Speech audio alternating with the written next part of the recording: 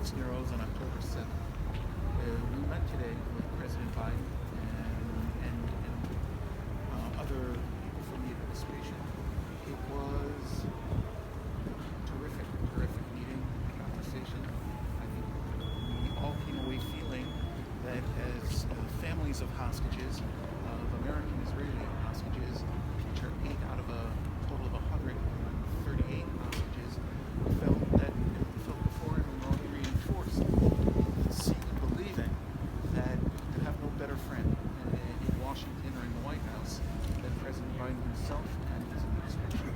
Pope Francis today called for the immediate release of all the hostages. Do you believe the Vatican can help bring your loved ones home? I'll add, I'm Liz Hirschnoff-Talley. I'm Abigail Don Moore's great aunt, and we are blessed because she is back with her family after she was a hostage for 50 days and witnessed both of her parents being murdered on October 7th. And what I can tell you is that Abigail is a miracle. She is a light in this very dark time. And metaphorically, a lot of our families that are here today, and we are all one big family, looking to get all of these equal sons and fathers and mothers out, that we are here because the president and his team have been bringing out light in this dark time. And Abigail, who is a 4-year-old, is a symbol of that light. And as we come to the Christmas holiday, I hope that the Pope continues to speak and others around the world not only pray, but pray for us, pray for our families, pray for our leaders, pray for the president, and that the Pope and all that he can do is to push. We love a Christmas miracle. We would love all of our loved ones to come back and be with us for Christmas. So when you talk about the Pope, our hope is that he and others like himself will influence these people in the Middle East that are all actors in this part of getting these hostages out. And that is all of our hope for a Christmas miracle. Can you talk about what kind of communication you guys have been getting? Are you getting updates on a daily basis? What kind of communication you've been getting from the White House? And thank you, of course, for talking about this. Yeah, well, I could say this. Since a day or two after the massacre on October 7th and the mass hostage taking by Hamas, we all began to be contacted by representatives of the United States government, the embassy in Israel, State Department, Secretary Blinken, and within just a few short days, President Biden was on a video call with us. And since that time, we've been in frequent and very transparent contact with administration officials, and we've also really benefited, I think, and most importantly, our sons, daughters, fathers, sisters, brothers, mothers have also really seen how, in a very divided time, members of Congress, members of the Senate, from wall to wall, have shown solidarity with us.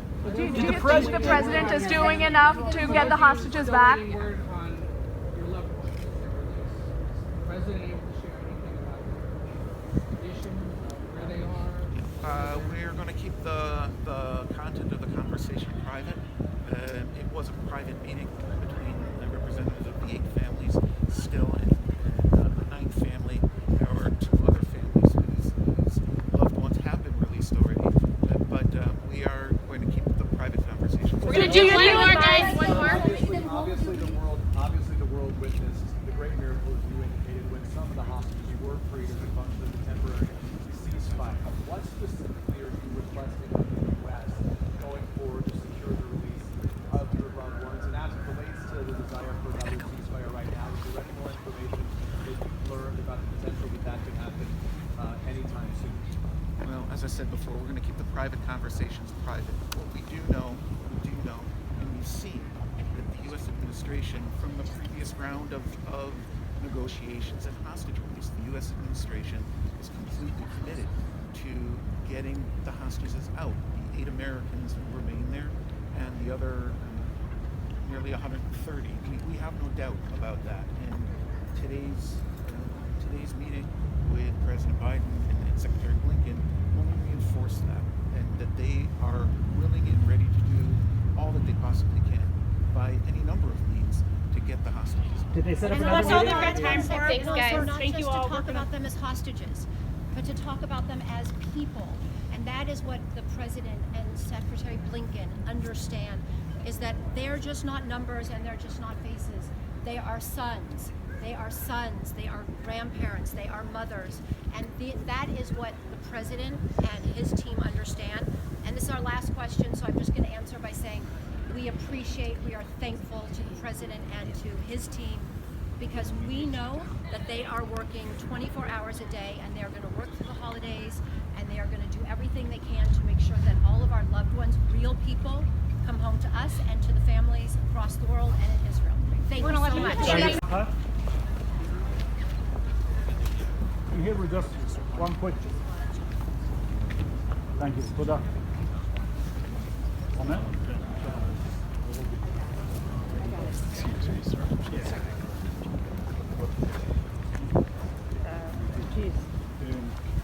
רונן ורובי, מה ההתרשמות שלכם מהנשיא ביידן? מאוד קומידית. I just sent you my daughter. Can you get me the name of the first guy? לעזור, לדחוף, ולדאוג שהיקירים שלנו יגיעו הביתה. אנחנו מאוד מאוד מודים לו, בשם כל המשפחות, גם האמריקאיות וגם הישראליות. אנחנו מאמינים שבתמיכה של ארצות הברית, דחיפה של כל המעורבים בדבר באזור, היקירים שלנו יצטרכו להגיע הביתה בקרוב. חשוב להגיד שאנחנו הצגנו פה את כל משפחת החטופים, כל הישראלים שנמצאים, והמסר העיקרי שמהנשיא יצא, לא לאבד תקווה, לא לאבד את התקווה, הוא וכל הצוות שלו על זה, גם בתקופת החגים. הם יהיו איתנו וימשיכו לדחוף לקיום עסקה לשחרור כל החטופים. כמו שהוא אמר, 24/7.